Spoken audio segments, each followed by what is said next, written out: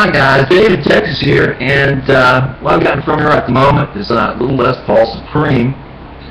It came from China. It's my little Chester. Anyhow,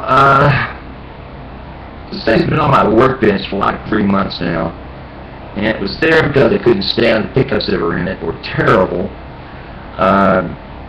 Some switcheroos had been taking place between the guy that I paid to do this the last time and what I originally put in it. So I went out and bought some 57s and put it in there this time.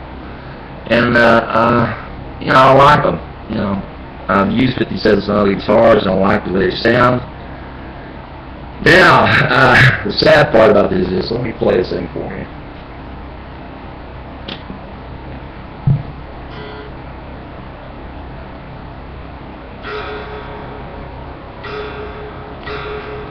Is that what I play now?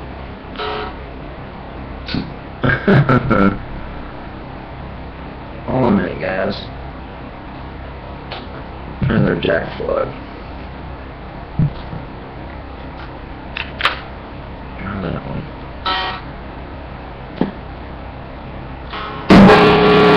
Oh, it's working.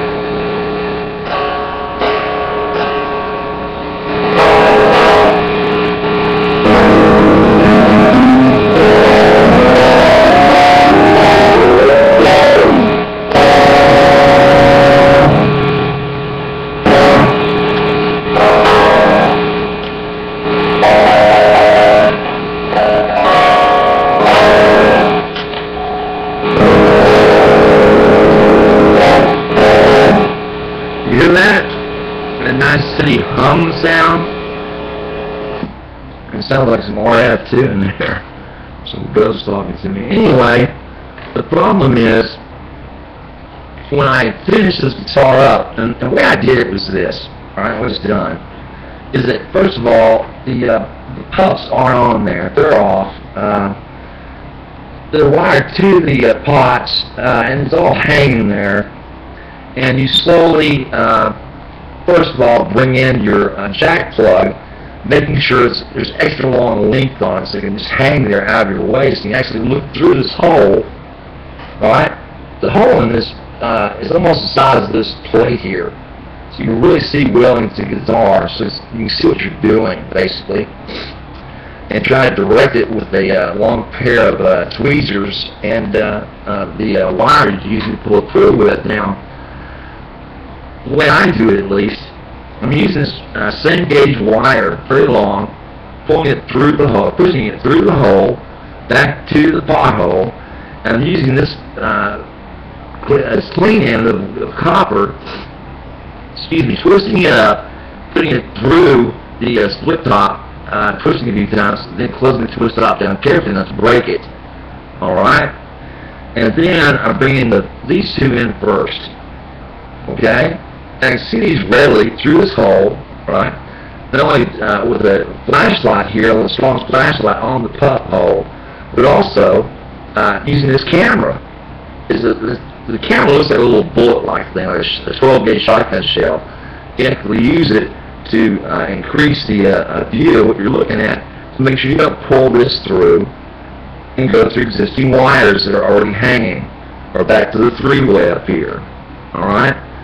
So the last thing you want to do is try to wire this thing through, go through a ground wire, right, and then try to pull it back through because you end up just pulling the ground wire loose. You follow me?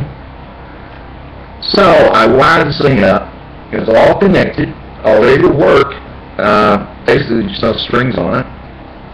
I plugged in the jack plug, I turned the amp on, and tapped the puffs, and they're as strong as can be. It's like, oh boy, it's working. Pull these two through, right? Test it again. Oh, it's working, no problem. And I pulled these two through, and somewhere between these two, I pulled some wires loose somewhere. I didn't feel it, and I sure didn't see it, but I almost guarantee when I open something up, I'm going to see some wires that have come loose somehow. And I don't know how the hell I did it, simply because I used so much solder to hold these strings down with. I mean, a ton of it. I almost had to burn the pots if I used so much of it. And to make sure there's a really strong connection between these strings and each other on these pots and on the puffs. but damn if I didn't do it somehow. And I didn't feel that much resistance pulling it back through again. Right? Now the trick, obviously, is to have this thing open so you see what you're doing. Even that camera there, using the screen to watch what you're doing helps a lot too. But these last two, there's so many wires in the way you can't see what's going on. Basically, just trying to make sure you feel for it. Don't pull those things, loose as you're pulling them through.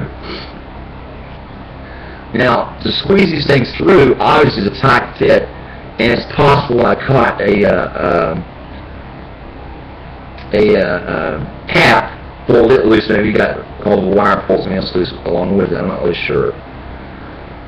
But of course, for anybody out there at YouTube that wires up these types of guitars, these semi-hollow and hollow body guitars, there are methods. I've seen them.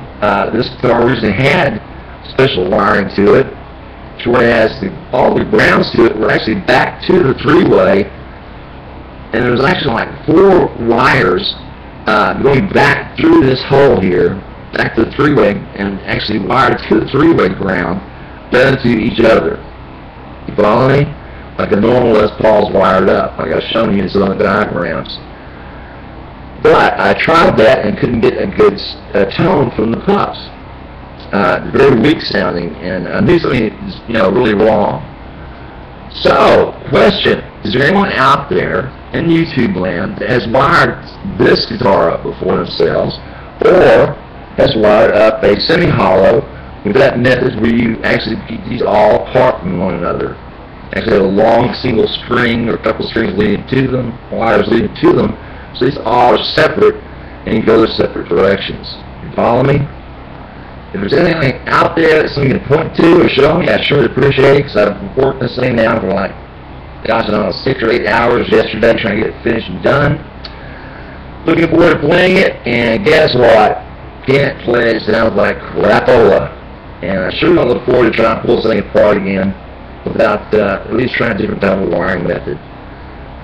Because this is obviously not working very well. And sad to say, the original way they wired it up, maybe the only way to wire this up, and it was done very well and did work. And what I should have done is just cut the top wires out, replace these pots, the Chinese pots with Gibsons, and just use the same wiring and put it back in again. But unfortunately, that's not what happened. Anyway, David, Texas here. Any suggestions or help they can offer? I appreciate it, and you have a good one. Bye.